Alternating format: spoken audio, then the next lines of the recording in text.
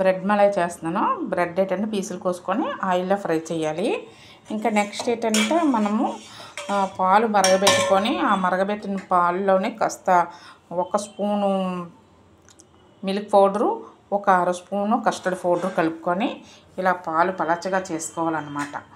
ఎందుకంటే బాగా చిక్కగా చేసుకోకుండా పలచగా చేసుకుంటే మనకు బ్రెడ్ ఉంటుంది కాబట్టి బ్రెడ్ మీద ఇలాగ ఉంటుంది. లేదంటే చిక్కగా చేసామంటే ఇది బ్రెడ్ వలన ఎక్కువ పీల్చేస్తుంది, వాటర్ అనేది ఉండదు. అందుకని కొద్దిగా పలచగా చేసుకుంటే మనకు బ్రెడ్ మలై బాగా వస్తుంది అన్నమాట.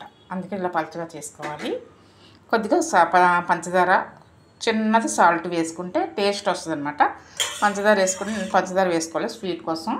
ఇంకా నెక్స్ట్ ఏంటంటే ఇవి వేపేసి వేరే గిన్నెలోని పాలు బాగా కాచి చల్లారిన తర్వాత మనం ఇందులో ఇలా వేసుకోవాలన్నమాట. ఇలా వేసుకొని ఫుల్గా అంతా వేసేయాలి.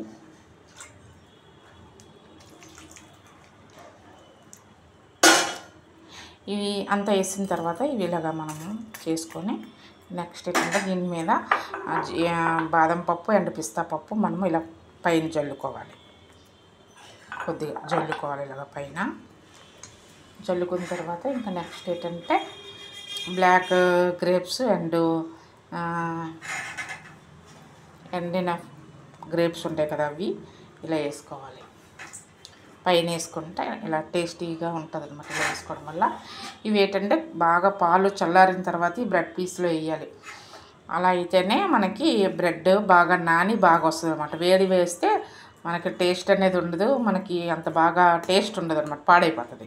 కానీ చల్లారిన తర్వాత పాలు అప్పుడు ఇలా వేసుకొని ఇది ఇలాగా ఫ్రిడ్జ్లో పెట్టేయాలి. ఫ్రిడ్జ్లో పెట్టి మనము దీన్ని తీసుకుంటే చాలా టేస్టీగా ఉంటుంది, బాగుంటుంది bread kulfi. Okay, thank you.